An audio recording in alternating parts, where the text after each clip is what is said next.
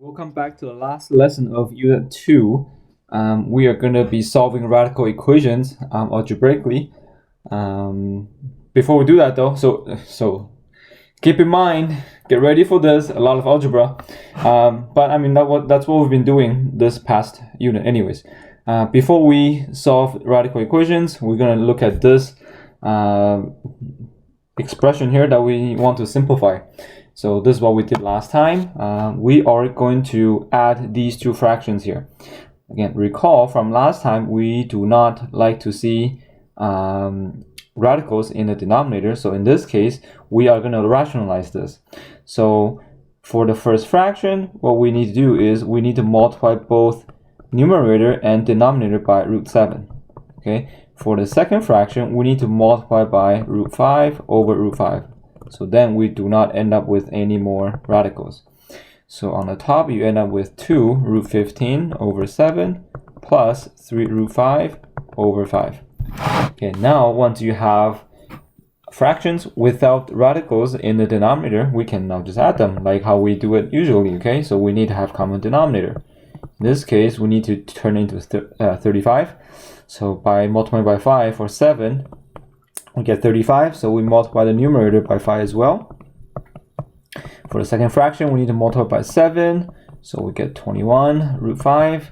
You cannot add these two radicals together because they are not like terms. So you simply put them together in one single fraction and then you're finished. Okay, so that's what we did last time.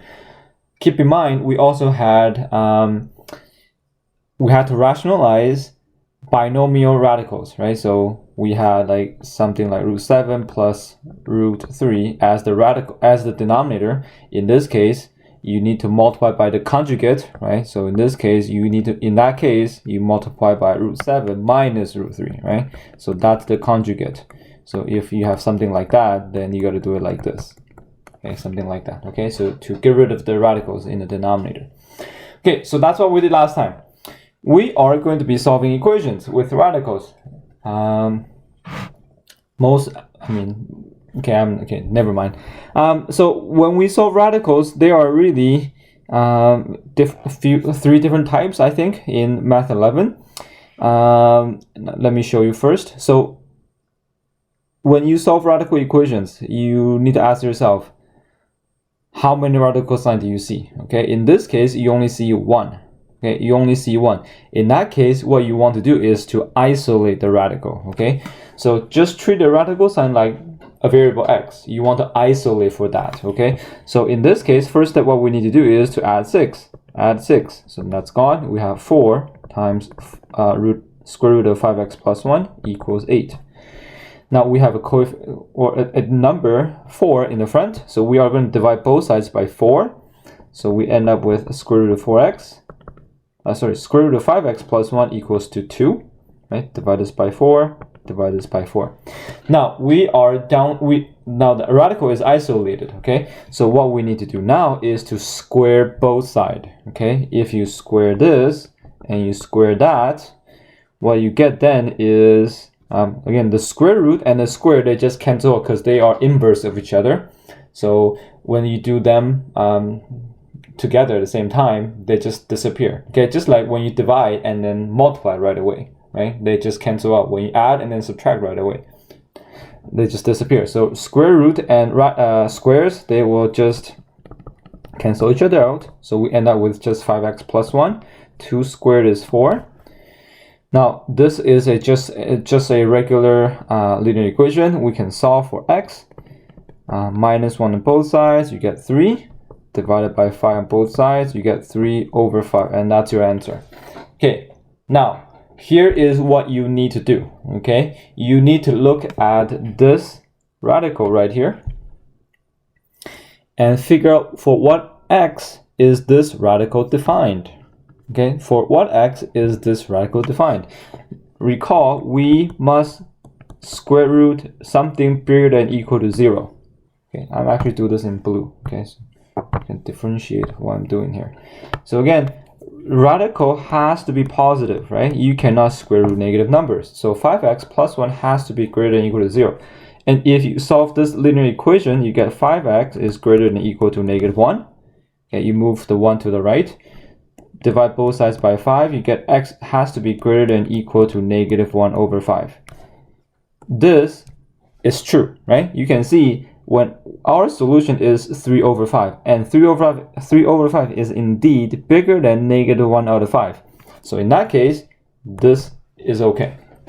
Sometimes you do end up with your solution, and then that contradicts with your assumption. Okay, or again, our assumption here is that x is greater than or equal to -1/5. Sometimes it's not true. In that case, you need to reject the answer. I'll show you an example in that type of scenario in a second. Okay. All right. Part B. Now, so that's part A. Okay. Hopefully that was okay. Part B, we do see two radical signs. However, you can see these two radicals, they are like terms. In that case, combine like terms, okay? So what I'm going to do is I'm going to move all the radicals to one side and everything else to the other side. So I'm going to minus 2 root x here. Whoops. Minus 2 root x. So I'm going to do the same thing over here. 4 minus 2 is 2 root x. That's a minus 5. Again, I'm going to bring this to the right because I want to isolate for root x. And 1 plus 5 is 6. Now you can see we actually only have one single radical now. Now you can solve this quite easily. Divide everything by 2. You get root x equals to 3. Now to solve for root x, or to solve for x, you need to square both sides. Again, the reason why we do that is because the square root and the square will just cancel out. So you end up with 3 squared, which is 9. Okay, so now again, if you go back to the original question and you think about for what x value is this question, or are these radicals defined? Well, it's just square root x. So simply x has to be greater than or equal to 0. Okay? X equals to 9 is definitely bigger than or equal to 0, so we're okay. Okay? There are 3 practice questions for you to do. I think you should be able to do the first one. Go ahead, give it a try. Okay, so I think you finished it. I'm going to, this part A is just like the example part B there, so I'm just going to quickly do it. You have 2 like radicals, so you're going to combine them together by moving everything to the left. And these 2, I'm going to move it to the right, or if it was already on the right, I'm going to keep it on the right. Now divide both sides by 3, you get 2. Square both sides, you get x equals to 4. Hopefully that's what you got, okay? Now, again, look for what values of x is this equation defined. X has to be greater than or equal to 0, right? Because it's just root x. X equals to 4 is fine. Okay. Part B, if you did it, good for you. If you haven't done that, that's okay, okay? So this is something different. We have 2 radicals now, okay? We have 2 radicals now, and they are not like terms. So in the first example, we had 1 radical. In that case, you isolate for the radical. In part B, for the example and the practice A, you can see you have 2 radicals, but they are like terms. In that case, you combine them together. Part B, you have 2 radicals, they are not like terms. And 2 radicals only, nothing else, okay? So in that case, what you do is just square both sides, okay? Because, you can do that, right? If you square both sides, you actually don't change the equation, because you square both sides. So you're doing the same thing to both sides. It's fine. And by doing that, you can successfully remove the radicals now, right? Because square root and the square, they just cancel each other out. So this, you end up with x minus 7 equals 2x plus 4. From here, simple linear equation, you can isolate for x now. I'm going to move all the x terms to the right and move the constants to the left. So you get x is equal to -11. Okay, so that's your solution. Now, let's check the, this is what we call them, right? The restrictions, okay? So you look for the restriction here and here. So we are taking the square root of x minus 7, which means x minus 7 has to be greater than or equal to 0. In that case, right, because we cannot square root negative numbers. So in that case, we have x is greater than or equal to 7. Okay. Now, we got a problem. We have a problem. This is telling us x has to be greater than or equal to 7. However, when we solve this equation, we got x equals -11. You can see that is not greater than 7. So what we need to do is we need to reject the answer. Okay, we need to reject the answer, and the solution to this will be there's no solution. Okay, there is no solution in this case. Let me write it better. There's no solution here because it does not met our restriction here. Okay, you can actually look at the second one here as well if you want to double check, right? Because sometimes it does meet the first restriction but not the second one. So for the second one, in that case, we want 2x plus 4 to be greater than or equal to 0. And in that case, if you solve for this, x is greater than or equal to -2. And again, -11 is not greater than or equal to -2. So it's just not going to work, okay? Not going to work. All right. Part C, this one is a little bit different because we have two radicals and a constant, okay? So this is quite different from, a little different, but it's actually quite a bit different from part B. It's going to be actually quite a bit more work, actually, okay? So when you only have two radicals without constants, like what we have here, in that case, you just put one radical on each side and square both sides, okay? In this case, you can't do that, okay? If you think about it, if you just square both sides, okay, oh, why not, right? What's going to happen is when you expand this, you're going to end up with a middle term. And that middle term has more radicals. And it's just not pretty, okay? Yeah, it's just not pretty, okay? So what I'm going to do, I guess you could. It's just, I don't think it's easier, okay? Yeah, I remember now. It's going to be terrible, actually. Okay, so what you can do, however, when you are in this situation where you have two radicals and a constant, what you want to do is you want to, just like part B, you want to have one radical on each side. Okay, so I'm going to move this radical to the right. So I end up with square root of 2x plus 5 equals 2 plus the square root of x minus 1. Now, what I'm going to do is I'm going to square both sides. Okay, so I'm going to square this. I end up with 2x plus 5. I'm going to square that. And this is actually, so be careful, you can't, I think I mentioned this the other day, the last lesson. We cannot simply just square 2 and then a square root of x minus 1. That's not going to work. You need to expand, distribute like this, okay? So I'm going to distribute right here. I'm going to end up with 2x plus 5. And this is going to be 4. Plus 2 times square root of x minus 1 plus 2 times square root of x minus 1 plus x minus 1, right? When you multiply these two together, you just get x minus 1. Okay, so now I'm going to combine like terms together, and I'm going to keep all the radicals to the right and move everything else to the left, okay? Because you can see we now have, we still have two radicals, but they are like radicals now. They are like part A. Okay, they are like radicals now. So I'm going to move everything to the left except these two radicals. So I'm going to end up with x. So move x over by subtracting 1x. This is 4 minus 1, so that's a 3. Moving over by subtracting 3, so I get x plus 2 equals, and here I get 4 times square root of x minus 1. From here, I can then again square both sides. Okay, and because it's only one single radical now, when you square that, you will get rid of the radicals. Okay, x plus 2 squared, again, be careful, it's not just x squared plus 4. You make sure you expand it. Since I'm running out of room, I'm going to do it without showing the work. Okay, x plus 2 squared means x plus 2 times x plus 2. If you expand that, you should get x squared plus 4x plus 4. On the right hand side, 4 squared is 16. Square root of x minus 1 squared is x minus 1. Okay, I'm going to expand the right hand side. You get 16x minus 16.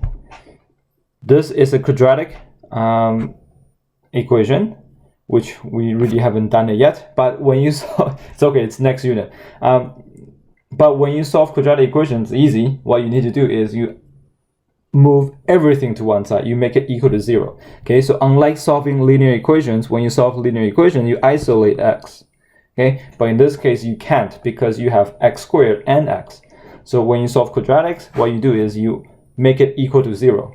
So I always keep the x squared term positive. So now I need to move the 16x to the left by subtracting 16x to get minus 12x. And then 4, by moving the negative 16 over by adding 16, so you get plus 20 equal to 0. Now from here, what you need to do is you need to factor. Okay, again, we haven't reviewed how to factor yet, but that's okay. We will do more of that in Unit 3. So really, once we've done this unit, I think Unit 3 will be like piece of cake, because Unit 3 is very much solving quadratic equations. Anyways, to factor this trinomial, this is a simple trinomial, so what you need to do is you need to find two numbers, multiply to 20, and add to negative 12. Okay, let me say it again. You need to find two numbers, multiply to 20, the constant term, and add to negative 12, the middle term. So the two numbers that multiply to 20 and add to negative 12 would be negative 10 and negative 2. And that's how you factor this. Okay, so again, negative 10 times negative 2 is positive 20. Negative 10 plus negative 2 is negative 12. Now, if you think about this, when you have two numbers multiplied together to get you a 0, really the only possibility is that one of the numbers has to be 0, right? Because 0 times anything is 0. So if we want to solve for this equation, we need to think about how am I going to make this 0? And how am I going to make this 0? Well, to make the first bracket 0, what I need is that x equals to 10, right? 10 minus 10 is 0. I don't care what this gets me, because 0 times anything is 0. So that's the first solution. The second solution would be, how am I supposed to make the second bracket 0? Well, that's a 2, right? 2 minus 2 is 0, and 0 times anything is 0. So these are the solutions. Okay, however, again, you must check the restriction. Okay, so we are going back to the original equation here. We have two radicals, so we must check both. Okay, must check both. So we have 2x plus 5, and that has to be greater than or equal to 0. You can solve for x here. Minus 5 on both sides, divided by 2. Man, this also looks like a 2. Divided by 2, you get negative 5 over 2. So 10 and 2 are both greater than negative 5 over 2. So we're good so far. And now you check the second restriction. And that one is x minus 1 has to be greater than or equal to 0. Again, because it's square root, we have to square root positive numbers. That's why x minus 1 has to be greater than 0 or equal to 0. In that case, x is greater than 1. Sure, 10 and 2 are both greater than 1, so this is fine. Okay, we're good. Okay, so that's how you solve these radical equations. Again, part C is slightly longer, but doable. Okay, not super crazy, not super crazy. All right, so the next thing I need to show you is what we call extraneous roots. Okay, so we have seen already.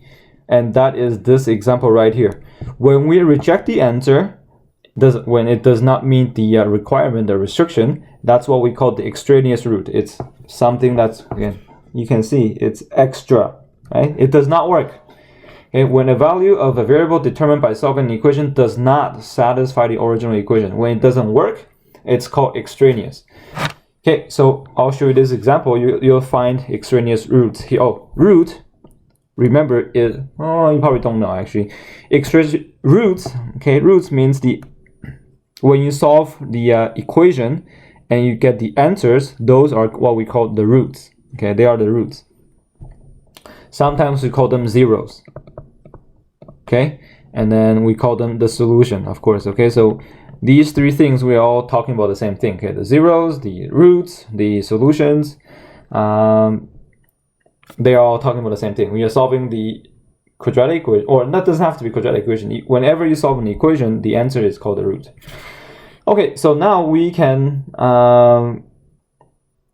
this is a case where we have two radicals and not like radicals and no constants. In this case, we just square both sides. So you squared, okay, I'm gonna write it over here. So square root of 2x plus 3 equals the square root of x minus 1. Okay, so you square both sides, you end up with 2x plus 3 equals x minus 1. That's just a linear equation. So I'm going to move the x to the left and move the number to the right. You get x equals negative 4. Okay, so now if you check for the restriction, again, that means 2x plus 3 has to be greater than or equal to 0. So for x, so move the 3 over, divided by 2. It says x has to be greater than or equal to negative 3 over 2. That's negative 1.5. but our solution, our root is -4. Again, that does not meet this requirement. Therefore, this is what we call the extraneous root. Okay, so how do you spell that again? OUS, there you go. Extraneous root. We have to reject the answer, okay, because it does not work. And if you can check by actually plugging it in. This is 2 times -4 plus 3, and that's -4 minus 1. This gives you 2 times -4 is -8, plus 3 is -5. You can't square root -5. It's over. Okay, they are not the same. Okay, you might argue, well, Mr. H, but this side is also square root -5. Aren't they the same? Yes and no.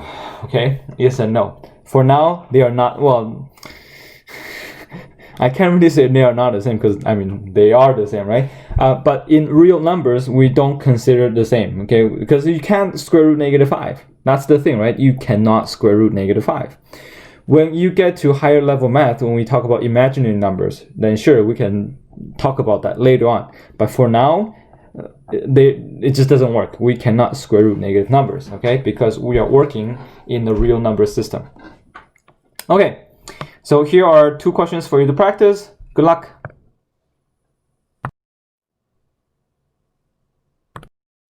Okay, so for the first question, I did the first 4 lines.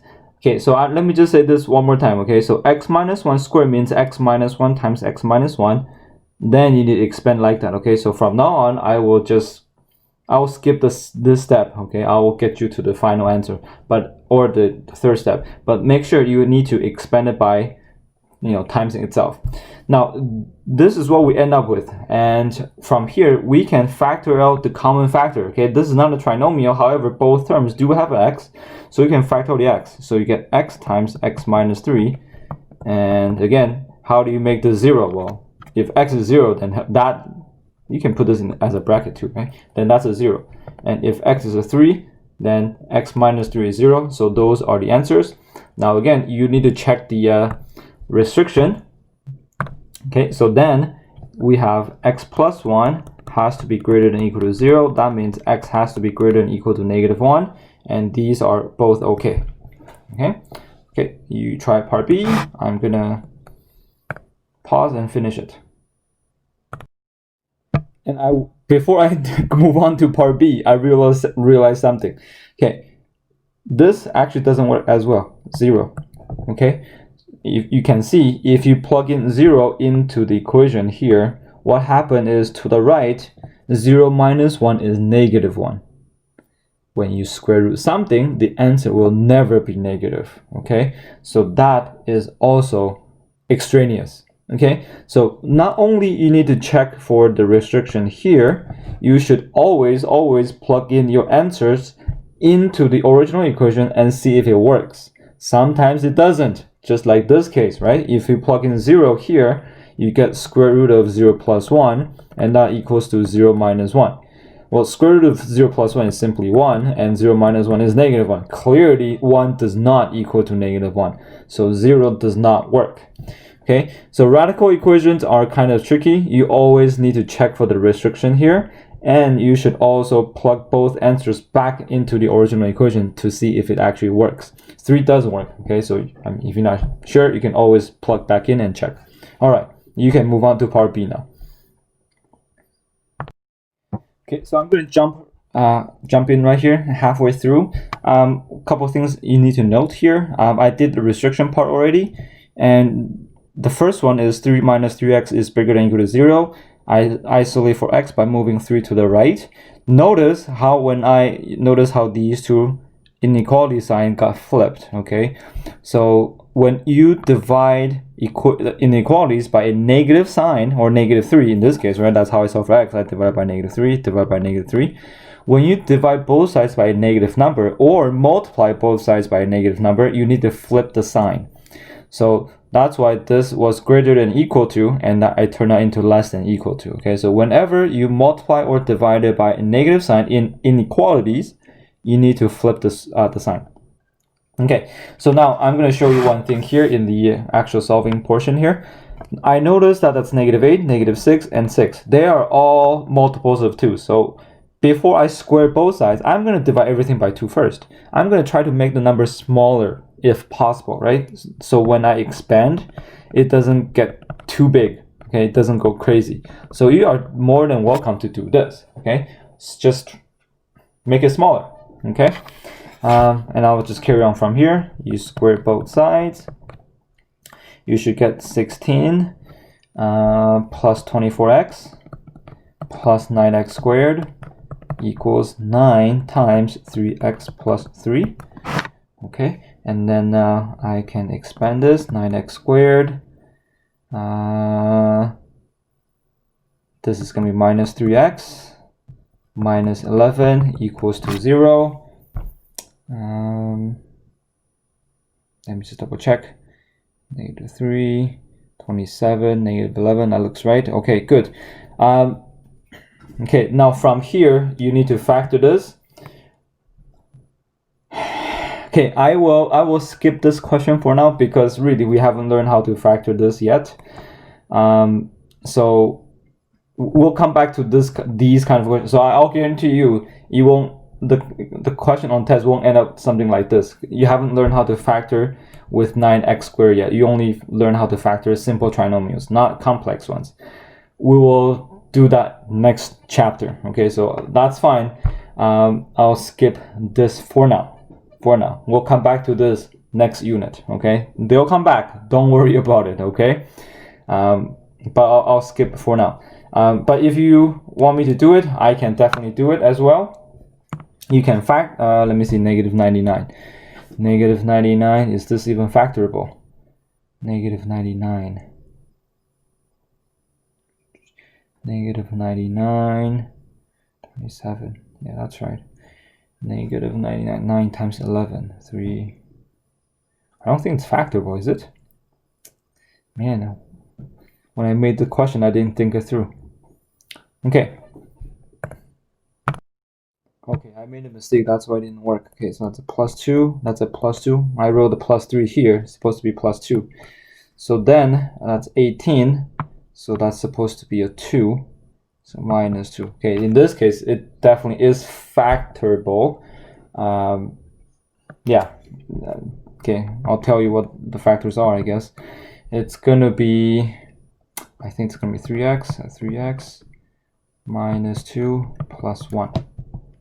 9, 6. Yes, that's gonna work. So in that case, x is gonna be -1/3. Again, that's how you make this bracket 0.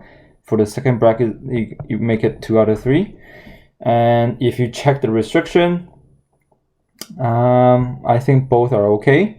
You should plug in to check. But again, I'm not too worried. You will not be asked to do this. I don't think it's gonna work. Actually, I don't think this one works. This will be extraneous. Let me just see here, that's 2, and yeah, and -1/3 works, okay, but 2/3 does not work, so this is extraneous. But all you need to do is cross that one out and circle that one. Okay, so this one is definitely more challenging because this is a complex trinomial, which you haven't learned how to do it yet in Math 10. You will next unit, so this question will come back. But for now, you don't need to worry too much about it. Just need to know how to proceed, I guess. Okay, so now we're going to solve some word problems. These are actually quite simple because it gives you the equation already. Really, you just need to plug in the numbers and solve, okay? So here it says the formula d equals to square root of 13h can be used to estimate the distance of the horizon, d kilometers, from an observer at a height of h meters above sea level. An observation platform is to be built on a fire tower. The base of the tower is 100 meters above sea level. Okay, how high must the observation platform be so an observer's distance from the horizon is 50 kilometers? Okay, so you can see D represent the distance from the observer at a height of h meters above sea level. So here, this 50 kilometers is D. Okay, so I'm going to put 50 into D. It says the base of the tower is 100 meters above sea level. Okay, so and we're looking for how high must the observation platform be, so an observer's distance from horizontal. Okay, so you know what? I'm going to draw the diagram first. Okay, I'm going to draw a picture. Okay, so we have tower. Oh man, okay, so I'm not very good at drawing pictures, so let's see. Something like this. Oh my goodness, what is this? Okay, there you go, something like that. Okay, the base of the tower is 100 meters above sea level. So here's the ocean, I guess, and I don't know, this is on some kind of cliff, I suppose, and this is 100 meters. Okay, this is 100 meters. And this formula tells us it's the distance of horizon d kilometers from observer at a height of h meters above sea level. So if we put 50 equals to square root of 15h, we are looking for h, recall, is the height above sea level. Okay, so if we solve for 13h, not 15h, 13h. If we solve for this, well, to solve this, we need to square both sides. So square, you should get 2500 equals 13h. Divide both sides by 13. You get 2500 divided by 13. H is in meters, I believe. Yes. Now that's the height, including or not including this cliff, I suppose, the height of this cliff. So how high must the observation platform be? Well, this is the distance of, this is the sea level, right? That's the height of the sea level. But we need, so here's the platform right here. It's telling me that this, from here to here, this is 2500 over 13 meters. But really the platform is built on top of this cliff. So how high must the platform be? Well, then what we need to do is we take this number and we subtract 100 meters. And if you put this into calculator, I don't know what 2500 divided by 3 is. And then minus 100, you should get 733.3 repeating meters. So that's how high the observation platform be above this cliff, right? It's not above sea level, but the sea level would be, this would be above sea level, but this is how high the observation must be from the base of the tower. Okay, so why don't you try the next one, and I'll show you the answer in a bit. Oh man, okay, let me correct myself once again. Jeez, okay, this was over 13. I don't know why I didn't put a 1 there. I just put a 3. Okay, so it's bad. Okay, anyway, so if you look carefully, I guess, not like me, this should be 92.3 meters. Okay. All right. Now you can finish the last one. Okay, so hopefully that's what you got as the answer for the last practice question. You simply really read the information, plug in the numbers, and then you can solve for the variable that it's asking to solve, right? It's asking for the radius, the height, and the length are all given to you. So then just need to plug in the numbers and solve for radius. You should get 100 meters. Okay, so this video is longer than I expected. Hopefully, well, it is hard because it takes some steps, right? Like this question, it's actually quite long to do. Yeah, okay. But again, this one I don't expect you to know how to do because of that. However, this one I do expect you know how to do because you know how to factor simple trinomials. Okay, so that's it for this unit. Make sure you do the practice questions and as well as the review questions. Okay, let me know if you have any questions. Good luck.